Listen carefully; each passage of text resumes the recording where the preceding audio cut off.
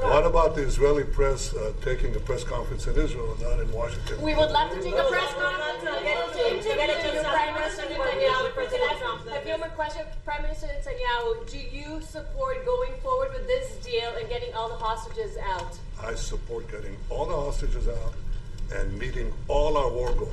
Can you do that? That include destroying Hamas's military and governing capabilities and making sure that Gaza never poses a threat to Israel again. Are you willing? All three. Are you willing Can those things go together? Are you willing Can you to promise to the Trump's families vision that you to do bring everything to get the I think- hostages out? I think that I should One at a talk to time. President One at a Trump. time. So Okay. I'll ask, do you agree with Trump's vision of getting all the hostages back home, even if it means to end the war?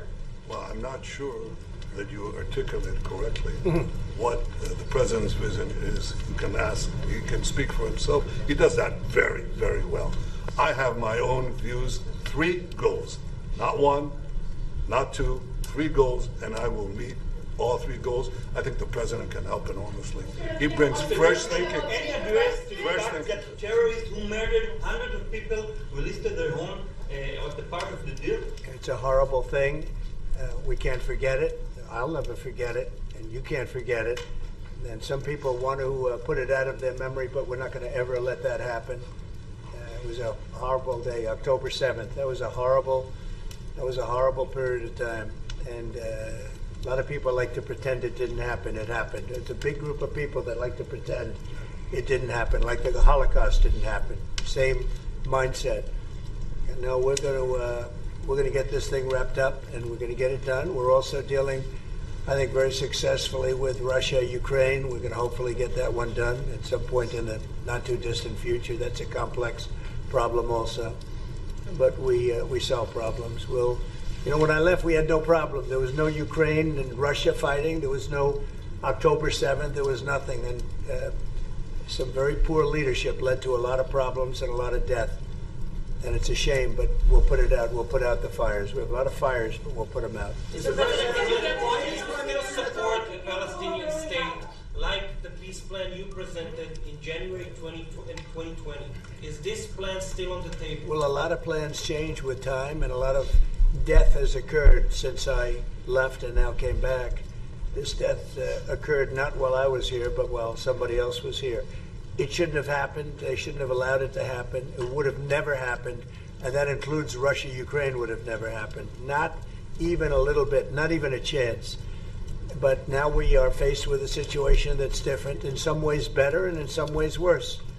But we're faced with a very complex and difficult situation, but we'll solve the problem. Mr. President, how do you refugees get from Gaza, out of Gaza? If not Jordan, Egypt, what other countries you think might accept Palestinians from Gaza? Well, I think Jordan and Egypt will. I know they've spoken about it with you, and they say they're not going to accept. I say they will. But I think other countries will accept also. I think that Gaza maybe is a demolition site right now. If you look at Gaza, there's hardly a building standing, and the ones that are going to collapse. You can't live in Gaza right now, and I think we need another location. I think it should be a location that's going to make people happy. You look over the decades, it's all death in Gaza. This has been happening for years. It's all death. If we can get a beautiful area to resettle people permanently in nice homes and where they can be happy and not be shot, not be killed, not be knifed to death like what's happening in Gaza. And right now you have in Gaza a very dangerous situation in terms of explosives all over the place, in terms of tunnels that nobody knows who's in the tunnel. The whole thing is a mess. And I think that if we can resettle, and I believe we can do it in areas where the leaders currently say no. I mean, I've been saying that with Mexico, having to do with the border and all of the things, and you saw what happened, 10,000 soldiers, and they're going to do a good job. I really believe that, and I believe Canada's going to do a good job also. They said the same thing, and then they did something much different than what you were hearing. This is a very, very difficult situation, but we're going to get it solved. I don't think people should be going back to Gaza. I think that Gaza has been very unlucky for them. They've lived like hell. They lived like you're living in hell. Gaza is not a place for people to be living. And the only reason they want to go back, and I believe this strongly, is because they have no alternative. What's the alternative? Go where? There's no other alternative. If they had an alternative, they'd much rather not go back to Gaza and live in a beautiful alternative that's safe. Mr. President,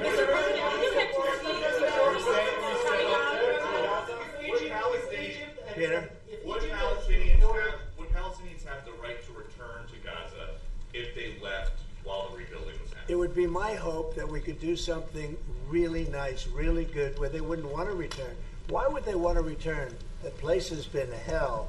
It's been one of the meanest, toughest places on earth. And right now, I've seen every picture from every angle, better than if I were there. And nobody can live there. You can't live there. So if we can build them through massive amounts of money supplied by other people, very rich nations, and they're willing to supply it. If we can build something for them in one of the countries, and it could be Jordan, and it could be Egypt, it could be other countries, and you could build 4 or 5 or 6 areas. It doesn't have to be one area, but you take certain areas and you build really good quality housing, like a beautiful town, like someplace where they can live and not die. Because Gaza is a guarantee that they're going to end up dying. The same thing's going to happen again. It's happened over and over again, and it's going to happen again as sure as you're standing there, Peter. So I hope that we could do something where they wouldn't want to go back. Who would want to go back? They've experienced nothing but death and destruction. Who would want to What will you do? what will you do then? Well, I don't think they're going to tell me no. Mr. President, I don't think they're going to. What will you do? I think they're going to tell Biden no, and I think they're going to tell other people no. I so don't you think think they'll- it will happen at the end? I think there's a good chance. Yeah, How I'd like to see many it people happen. are you thinking about? All of them. I mean, we're talking All of about them. probably 1,000,007 people, 1,007,000, maybe 1,000,008. But I think all of them. I think they'll be resettled in areas where they can live a beautiful life and not be worried about dying every day.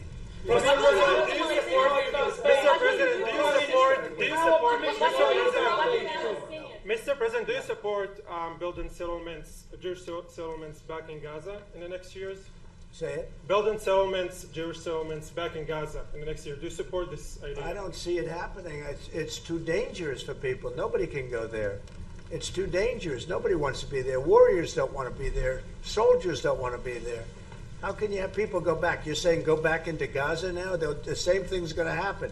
It'll only be death. The best way to do it is you go out and you get beautiful, open areas with the sunlight coming through. And No, that's not what I meant. Something I meant nice. building Israeli They are not settlements going to back want in Gaza. They are not going to want to go back to Gaza. Prime Minister Netanyahu, what is your message to the families of the hostages that look at this deal, that are worried that this deal won't go through? What do you say to them at this moment? Same message I said from the beginning of the war.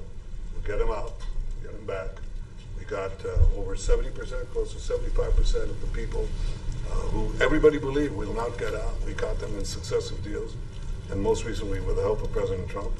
We're not going to give up on any of them, and we're not going to give up on our other war aims. Hamas is not going to be in Gaza, and we're going to get everyone back. And you would not have. Prime Minister, how optimistic are you about reaching phase 2 of the ceasefire? How optimistic are you about that happening? Well, we're going to try. That's one of the reasons, one of the things we're going to talk about here.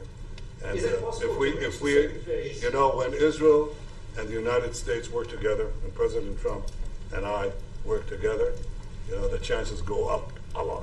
It's when we don't work together, Israel and the United States don't work together, that creates problems. When the other side sees daylight between us, and occasionally in the last few years, to put it mildly, they saw daylight, then it's more difficult. When we cooperate, isn't it the right chances time are to good. hit once and for all? Say it. Now that Iran is so weak, isn't it the right time to hit their nuclear facilities once and for all? So you say Iran is so weak. I appreciate you saying that. They're not weak. They're very strong right now, and we're not going to allow them to have a nuclear weapon. It's very simple. You know, I signed a very strong proclamation.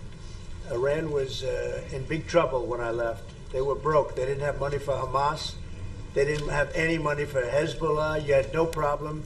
October 7th could have never happened. When I left, October 7th could have never happened. And frankly, Russia and Ukraine, as I said, could never have happened.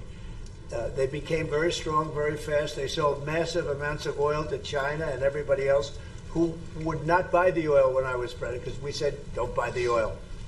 And they became very rich very quickly. But they're not weak. They're not weak. They're strong. Doesn't mean they won't be weak. But you know what? We just don't want them to have a nuclear weapon. They can't have a nuclear The weapon. Prime Minister, sorry, Mr. President, the Prime Minister wants you to strike Iran. That's what he wants.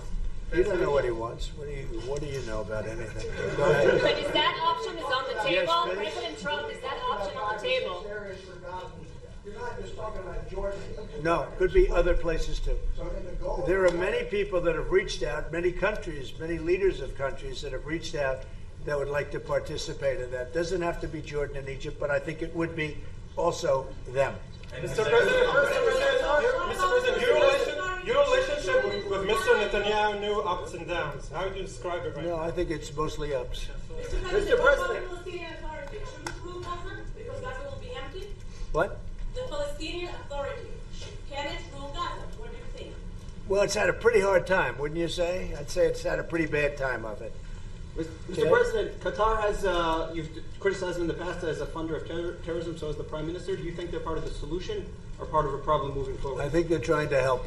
Qatar Yep. is absolutely trying to help.